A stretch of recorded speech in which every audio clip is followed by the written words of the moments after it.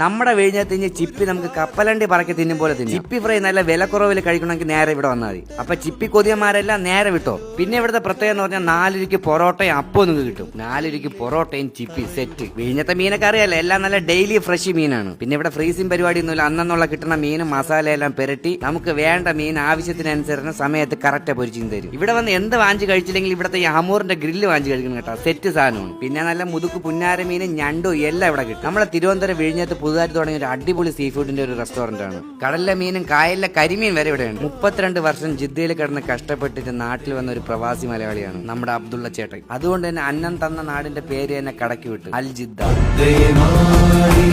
അപ്പൊ അൽ ജിദ്ദയിലാണ് നമ്മുടെ അൽഫുഡി സൂരിച്ച് നിൽക്കുന്നത്. ഉച്ചയ്ക്ക് 3 മണിയായിട്ട് വെളുപ്പിന് 1:30 മണി വരെ എല്ലാ സീ ഫുഡ് ഐറ്റംസും ഇവിടെ കിട്ടും. ഏപ്രിൽ 29 തൊട്ട് മെയ് 3 വരെയാണ് ഇവിടെ 4 രൂപയ്ക്ക് അപ്പവും പൊറോട്ടയും കിട്ടുന്നത്. തിരുവനന്തപുരം വിഴിഞ്ഞ ഹാർബർ റോഡില് വലിയ പള്ളിയുടെ തൊട്ടടുത്തുള്ള അൽ ജിദ്ദ.